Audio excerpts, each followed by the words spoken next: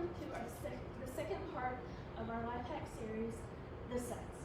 I will be talking about how to properly do laundry and the kind of detergent that you will need and all that kind of fun stuff. So the presentation is called the Suds. The laundry process is divided into 7 different parts.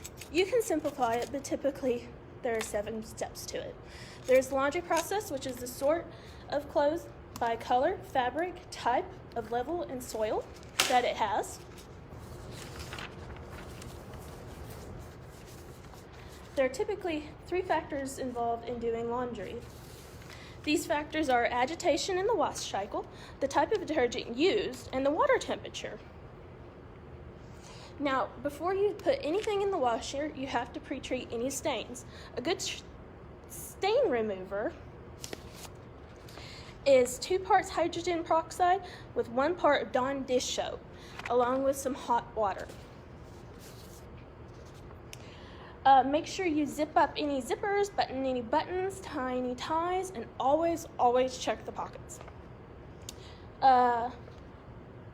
The next step in the laundry process is, of course, washing, drying, ironing if the garment is needed to be ironed, and to properly fold and put away the laundry.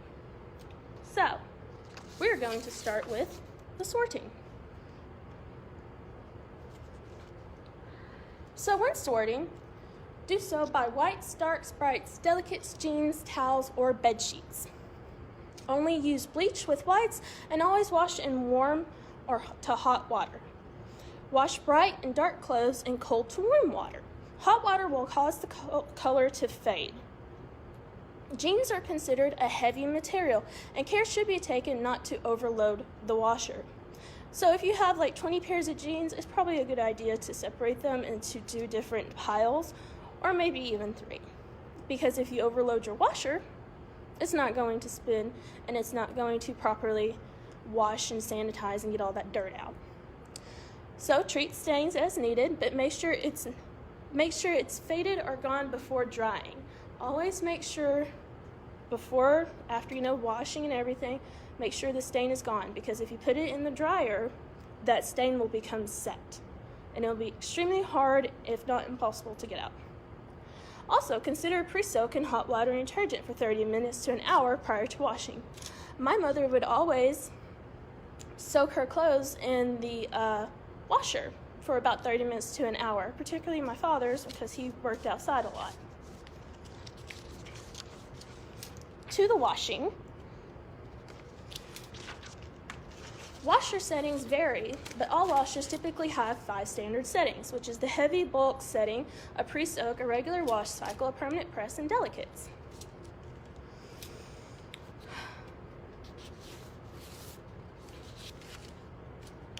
You know those little symbols on your clothing that kind of look like, I don't know, Klingon or something? Well, turns out those have meaning. To the right of the presentation, you will see a guide to the fabric care symbols. Those symbols are important in knowing how to properly clean a garment.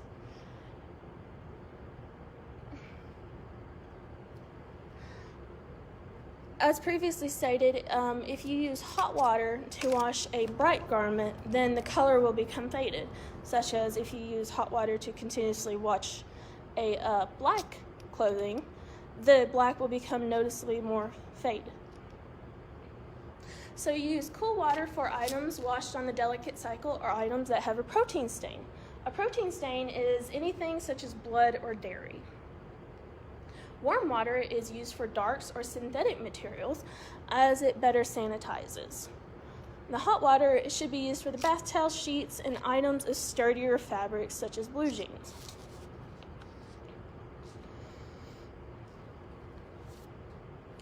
Now, there's the thing about detergents. There's all kinds of different ones. There's liquid detergents, powders, ultra detergents, combination detergents, and fragrant or dye-free detergents.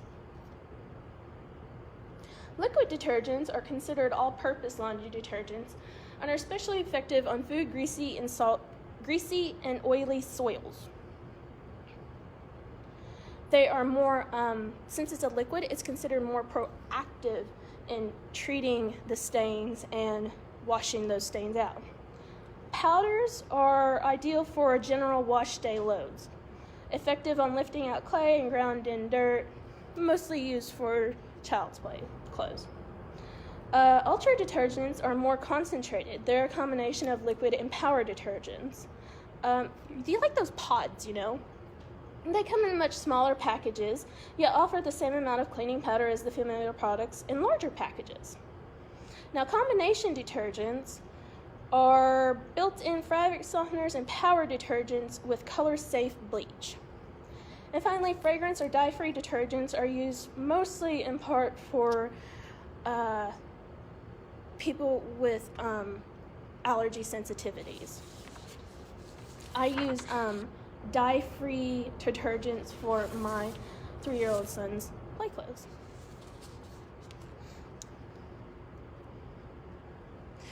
So, when drying, a typical rule of thumb when drying is the hotter the dryer setting, the more likely clothes will shrink. And shrinkage is a huge thing when involved with drying.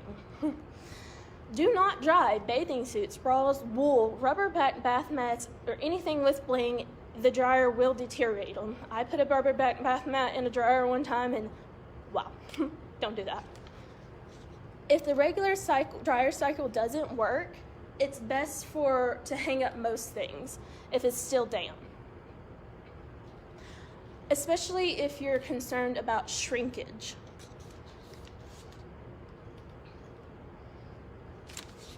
When folding, consider folding your clothes once they are done drying. As soon as the dryer is done, just take them out and just start folding them and put them in the basket.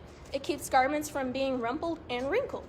Make sure all clothes that need to be hung up are properly hung up and on their hanger. You don't want them to become wrinkled either. Find creative ways to fold towels. I like to fold mine in half lengthwise and then roll them up like a little tight burrito.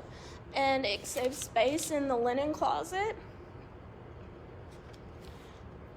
Consider folding fitted sheets as best you can and place them in pillowcases with the flat sheet, so that way that you have all your sheets together in one place and you can just grab a pillowcase and go.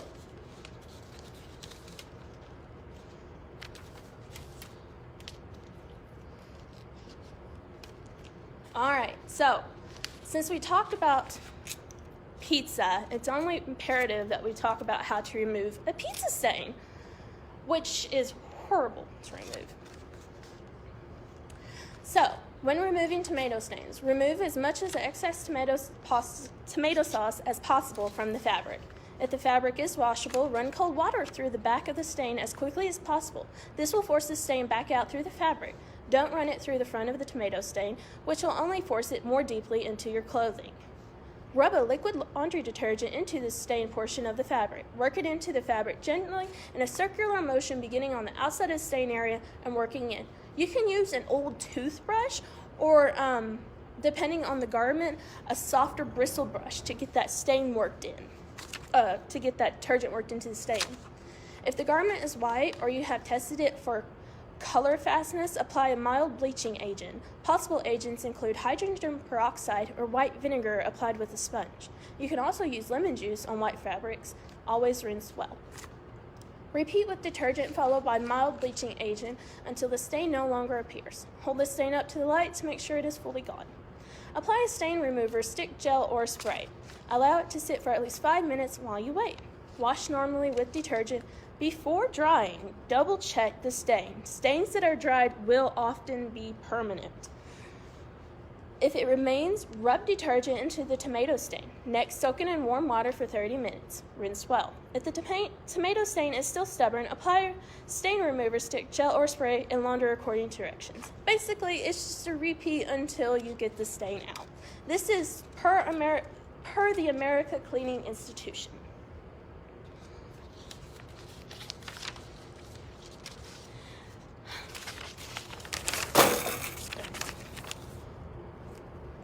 And that is our presentation. One of the downsides of being adult is that it's a never-ending story when it comes to laundry. Thank you so much. our life hack.